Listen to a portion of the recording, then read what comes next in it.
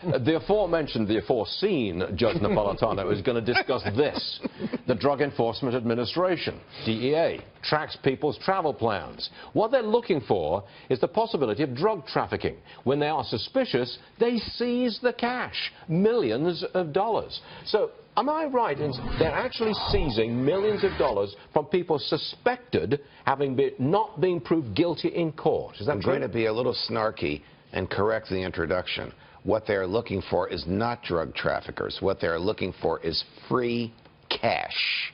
Oh, well, no, that's your way of putting it. So they interrogate these naifs, talk them into opening up their suitcase because they can't order them to open up the suitcase. They don't have a search warrant. They find cash in there. They put the cash under the nose of a dog. The dog reacts in a certain way, and then they seize the cash and file a complaint with a federal judge saying there's no explanation for the cash. The dog reacted as if there was a taint of a controlled dangerous substance on the cash. Therefore, Your Honor, we'd like to seize it. So it is literally a lawsuit. The United States of America versus, I'm going to make up a number, $42,000 in cash. Has this gone on repeatedly? Yes. Is it widespread, this kind of thing? Yes. In the past year, they've collected over $200 million. $200 million? Yes, and we don't know what happens to it. We suspect they share it with their local partners because they do this in conjunction with local police. So think about it. The people whose cash they have taken probably are involved in some unlawful activity. They will happily give up the cash in return for not being prosecuted. The cash is not theirs. They're the mules delivering the cash from A to B. They'll say to these feds, sure, keep the cash, just leave me out of it.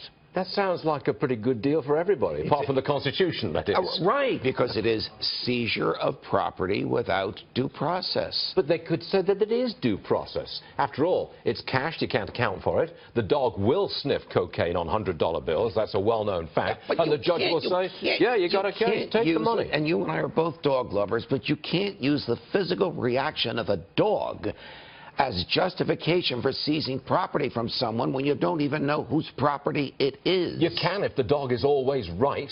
No, no. The courts will not allow a dog to be the evidence because the dog can't be cross-examined. I know that sounds ridiculous. Yes, because the Constitution has what's called the Confrontation Clause. You have to be confronted with the evidence against you. How do you confront a dog?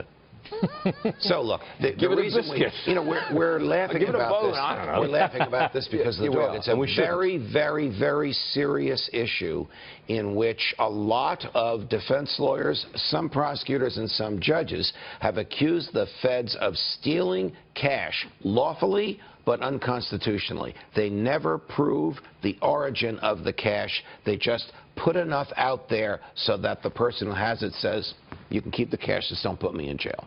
Okay. It's a very interesting story. It is. It is. It goes on and on and on. Every once in a while in Congress there's an effort to rein this in. Yeah. So you understand this is being done pursuant to statute.